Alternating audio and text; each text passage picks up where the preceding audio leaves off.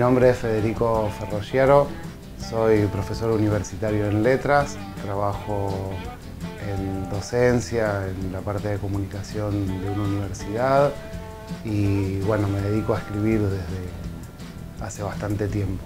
Y acá estamos en el lugar donde tengo concentrados la mayor cantidad de mis libros, es decir, mi biblioteca.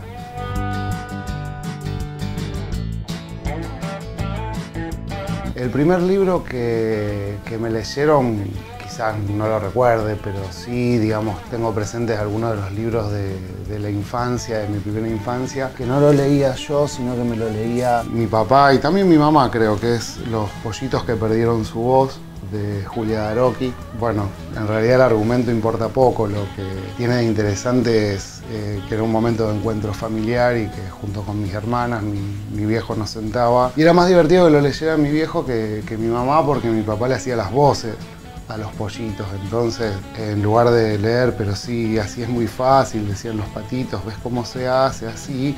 Él hacía, pero si así es muy fácil, ¿ves cómo se hace así? Entonces resultaba mucho más divertido que a lo mejor una lectura lineal, es decir, lo representaba al texto. Por acá algunos de los libros que sí leía yo a los 10, 11 años, de esta colección de la Biblioteca Villiquen, los libros de Julio Verne, como Miguel Strogoff, de Emilio Salgari, La Reina de los Caribes. Estos libros los leía solo y cada tanto me levantaba, iba a la cocina y le preguntaba a mi mamá qué significaba espingarda, chalupa, es decir, esas palabras que no formaban parte del léxico de un niño.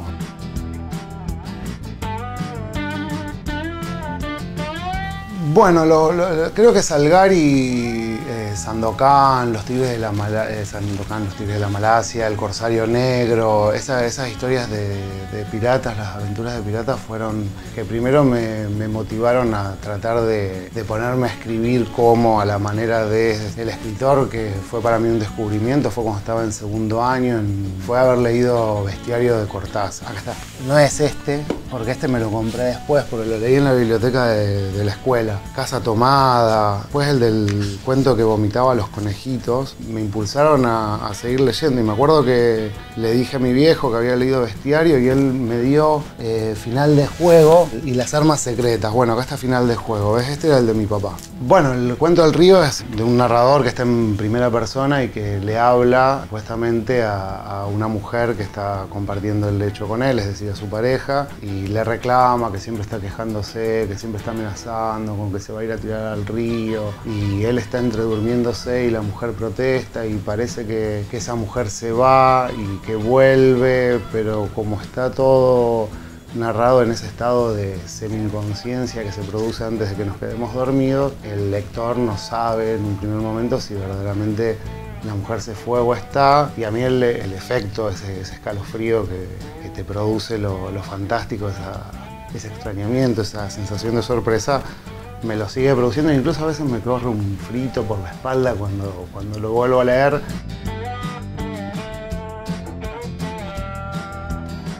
Cuando leí El retrato de Dorian Gray de Oscar Wilde, y recuerdo el momento en el que Dorian Gray descubre que efectivamente está envejeciendo el cuadro por su propia corrupción, por sus propias malas acciones, y no lo pude seguir leyendo. Ya me causó verdaderamente un temor tan grande que suspendí la lectura y pasó un año y medio hasta que me compré otra edición. No sé que por un efecto de la traducción o porque ya era más grande yo, no me pareció tan escalofriante y bueno, pude atravesarlo. Cuando lees algunos de los cuentos de ficciones de Borges, que es otro de los libros también que descubrí a los 17, 18 años. Bueno, lo que tiene Borges es que te produce más una conmoción, pero a nivel intelectual, o sea, no se juega tanto lo físico, sino como la sorpresa de la inteligencia, del intelecto, y vos decís, wow, qué cabeza.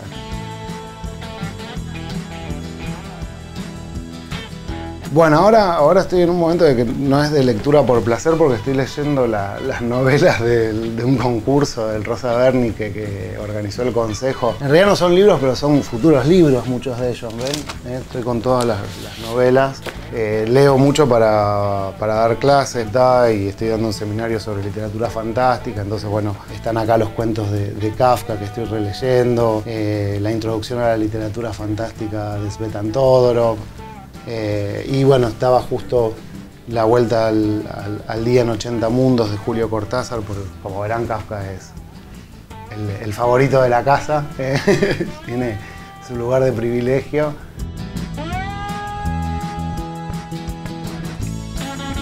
Algún autor kafkiano, escritor que bueno, que es un escritor italiano que yo inmediatamente relacioné con Kafka, es uno de los escritores que yo más amo, que es Dino Buzzati. La novela que es fundamental de Dino Buzzati es El desierto de los tártaros. Esta novela que está acá trata de un joven teniente que es destinado a la fortaleza Bastiani, una fortaleza que está en la frontera, y este teniente, Giovanni Drogo, se traslada a ese lugar a pasar sus días de la vida militar esperando que le den un traslado mejor. Sin embargo, por alguna extraña razón queda como que se va sintiendo a gusto, se va adaptando, se va acomodando a la vida militar, a la vida de esa fortaleza, y va poco a poco desprendiéndose de su vida anterior, de su sede en esa fortaleza, como es justamente un punto de defensa fronterizo, que están permanentemente esperando la llegada de los tártaros. Buzzati no solamente es un escritor kafkiano, sino que además Buzzati decía que con él había sucedido un gran malentendido, que él verdaderamente era un pintor, no era un escritor. Y esta joya que tengo acá, La Storia di Pinte, de Dino Buzzati, nos muestra los cuadros de Buzzati con algunas viñetas, pequeños textos narrativos que están ilustrados por cuadros. También escribió I Miracoli di Balmorel con la misma lógica, ¿no? Los cuadros y las pequeñas viñetas o textos narrativos que los van ilustrando.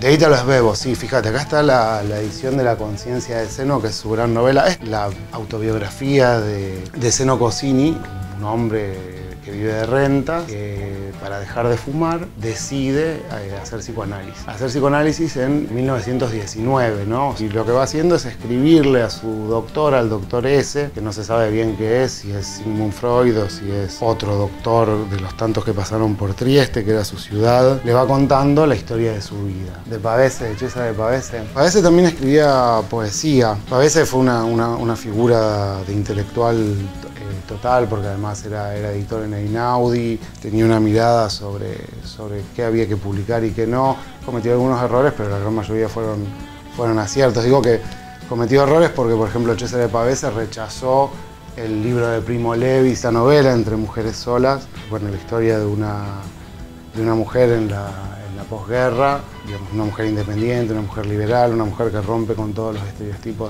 de las mujeres de otras literaturas, como la literatura de Moravia, donde la mujer aparece siempre más ocupando el lugar que se espera en las sociedades patriarcales de la mujer. Esta novela es una novela feminista y una novela feminista de avanzada verdaderamente. Primo Levi, si esto es su nombre, digamos, forma parte de una trilogía en realidad, con otros dos libros que escribió, que se llaman La Tregua, que lo escribió en los 60, Los hundidos y los salvados, que es de los 80, poco antes de que Primo Levi se suicidara. Primo Levi tuvo la desgracia de ser partisano y de ser judío. Lo arrestan, lo llevan a un campo de detenidos y le dicen que antes que decir que es partisano, diga que es judío, que era verdad, ¿no? Y él niega ser partisano, acepta que es judío y después de pasar un tiempo en un campo de detenidos lo llevan a Auschwitz. Y él cuenta en este libro, era químico y lo mandan a trabajar a una fábrica, con lo cual no sufre las condiciones de trabajo inhumano. Lo escribe y lo manda a Einaudi y Cesare Pavese, fines del 46, principios del 47, lo rechaza. Lo que me volvió loco es bueno, Seda. Tengo esta edición re linda porque primero lo leí en italiano y después me lo hice fotocopia y después Eva me regaló esta edición que era así como... Bueno, se trata de un hombre que va a comprar gusanos de seda, va de Francia a Japón y hace negocios y vuelve a viajar y son, digamos, tiene esta estructura recursiva del viaje, pero lo que tiene, igual que Novecento, que bueno, Novecento es un monólogo teatral, ¿no? Con una brevedad extraordinaria, lo que transmitir es un argumento intenso y construir personajes sumamente sólidos y únicos. Claro, lo que tiene Onetti es que Onetti construye una ciudad, un mundo que es la ciudad de Santa María y va haciendo transcurrir ahí y los personajes son sumamente oscuros. Es un uso del lenguaje muy particular porque va construyendo a partir, digamos, va como adensando, justamente de tensión, que vos estás todo el tiempo esperando que se caiga todo a pedazos, que todo reviente y sin embargo no pasa, se va prolongando y logra, digamos, jugar con los nervios del lector. La muerte de la niña pasa eso, en El astillero también. Los adioses es extraordinario, es un enfermo de tuberculosis que está en Córdoba parando, tratando de recuperarse de su enfermedad y bueno, y recibe algunas visitas y bueno, vamos a dejarlo ahí, pero yo empezaría por los adioses, ¿ves?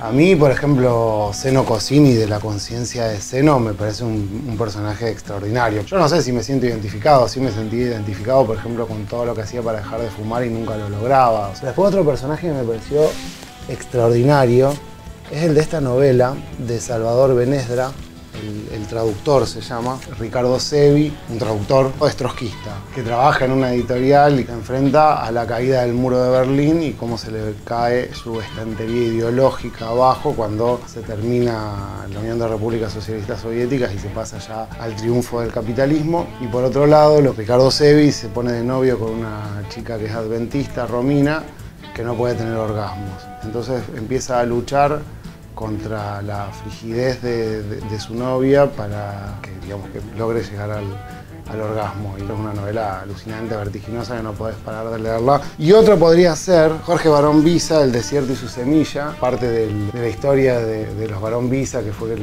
el hombre le tiró a la esposa el ácido en la cara, después se suicidó, acaba contando la historia de la reconstrucción del rostro de la madre, todo lo que va viendo en ese rostro devastado por el ácido, en ese rostro que la medicina, que la ciencia va tratando de salvar, y que es el rostro de la madre, de un hecho que fue un hecho periodístico, una noticia que escandalizó a la alta sociedad de la década del 60.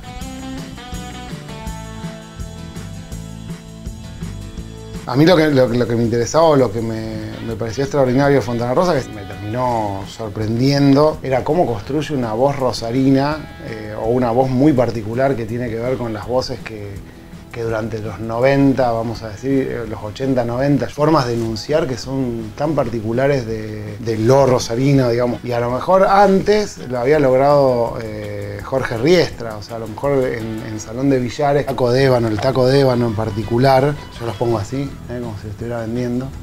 El registro que está acá es el registro, digamos, de los 60, es de otra época. Las voces masculinas, las voces de los hombres a lo mejor entre lo popular y lo pequeño burgués que van al bar. Y bueno, Riestra lo inicia, pero Fontana Rosa lo continúa de alguna manera. Alejandro Dolina escribió, pero hablan como porteños, o sea, cuando vos lees las crónicas del Ángel Gris, son la bohemia porteña ochentosa o 70-80, pero que no hablan como hablamos acá.